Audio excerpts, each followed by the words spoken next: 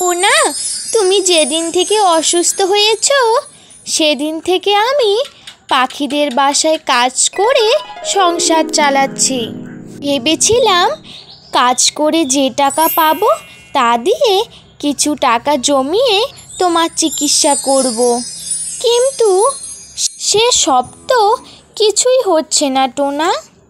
আমি তোমার কষ্ট বুঝতে পারছি টুনি, কিন্তু কি আর করব বলো, ভগবান না আমাকে সুস্থ করে তুলছে না মৃত্যু দিচ্ছে। দেখো টোনা, একদম বাজে কথা বলবে না, আমি তো করছি, আমি দেখো তোমাকে একদিন না একদিন সুস্থ করে তুলবো। টোনা, আমি তো ভালো চুড়ি বানাতে পারি, আমি ভাবছি আমি যদি বাজারে গিয়ে চুড়ি বিক্রি করি আমাদের সংসার ভালোই চলবে। টুনি, তুমি কি একাই একাই পারবে?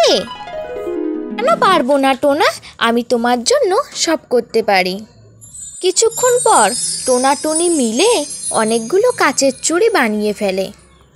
দেখো টোনা, আমি কত সুন্দর চুড়ি বানিয়েছি, নিশ্চয় এগুলো সবার পছন্দ হবে।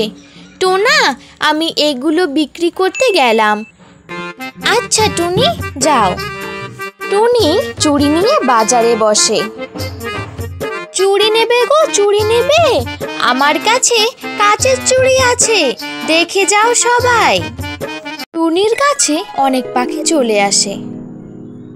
টুনি বোন, 1 ডজন চুড়ির দাম কত রেখেছো?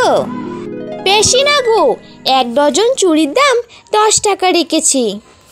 টুনি বোন, তোমার চুড়িগুলো তো অনেক সুন্দর দেখতে, আমাকে 1 ডজন দাও, আর আমাকে 3 ডজন দিয়ে দাও।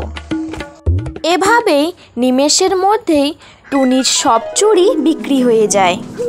যাই, আমার সব চুড়ি বিক্রি হয়ে গেছে, আজকে টোনার জন্য ওষুধ নিয়ে যাব আর অনেক বাজার করে নিয়ে যেতে পারবো। এভাবেই টুনির দিন খুব ভালো কাটছিল। টুনির চুড়ি সবার খুব পছন্দ হচ্ছিল ও আস্তে আস্তে টুনির ব্যবসায় উন্নতি হচ্ছিল। তাই দেখে তাদের বাড়ির পাশের কাকলি অনেক হিংসা হচ্ছিল। এটা কিছুতেই হতে পারে না, টুনি আমার বাড়িতে আগে কাজ করত, এখন সে কিনা আমার থেকেও বড় লোক হয়ে যাচ্ছে। আমিও সব চুরি করব, দেখি তারপরে ও কিভাবে সংসার চালায়। কিছুক্ষণ আগে দেখলাম ও টোনাকে নিয়ে হসপিটালে গেল, এই সুযোগ আমি ওর ঘরে গিয়ে সব চুরি করে নিয়ে আসি। হা হা হা। এ কথা বলে কাকুলি টুনির বাড়িতে যায় টুনির সব চুরি করার জন্য। এই তো টুনি এখানে চুড়িগুলো রেখে গেছে, আমি এগুলো নিয়ে বাড়িতে চলে যাই। কাকুলি টুনির বাড়ি থেকে সব চুরি করে নিজের বাড়িতে নিয়ে যায়। এদিকে টোনা টুনি বাড়িতে ফিরে আসে। এ কি টোনা, আমি তো চুড়িগুলো এখানেই রেখে গিয়েছিলাম, এগুলো কোথায় গেল? টুনি, তোমার ঠিক করে মনে আছে তো তুমি চুড়িগুলো এখানেই রেখেছিলে? হ্যাঁ গো টোনা, আমার একদম মনে আছে, আমি এখানেই রেখেছিলাম। টোনা, কেউ হয়তো আমাদের ক্ষতি করতে চায়, তাই আমাদের উন্নতি ওরা দেখতে পাচ্ছে না। টুনি, তুমি তো নিজে চুড়ি বানাতে পারো, তুমি আবারও বানাও, বুঝতে পেরেছো? না, আমি যে চুড়ি বানাবো আমার কাছে তো কোনো সামগ্রী নেই। তুমি ওইসব একদম চিন্তা করো না, ভগবান আছে, ভগবান নিশ্চয়ই কিছু একটা করবে।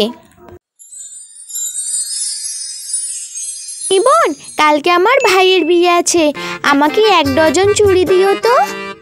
বোন, আমি তোমাকে কেমন করে চুড়ি দেব, কালকে আমার সব চুরি হয়ে গেছে। কালকে আমি কাকুলিকে দেখেছিলাম অনেকগুলো চুড়ি নিয়ে বাড়িতে ফিরেছিল, সেগুলো তোমার চুড়ি নয় তো? জানি না বোন, ওগুলো আমার চুড়ি কি না, কাকুলি দিদি এখন কোথা থেকে নিয়ে এসেছে। তুমি তো তোমার চুড়ি দেখলেই টের পেয়ে যাবে, চলো চলো আমরাও যাব তোমার সঙ্গে। তারপর টুনি কাকুলির বাড়িতে যায়। আহা, টুনির চুড়িগুলো চুরি করে অনেক মজা লাগলো। হা হা হা। টুনিরা পিছন থেকে সবকিছু শুনতে পায়। কাকুলি দিদি, তোমাকে আমি এমনটা ভাবিনি। তুমি আমার চুরি চুরি করেছো? ছি ছি কাকুলি দিদি, ছি কাকুলি, তোকে আমরা এমনটা ভাবিনি।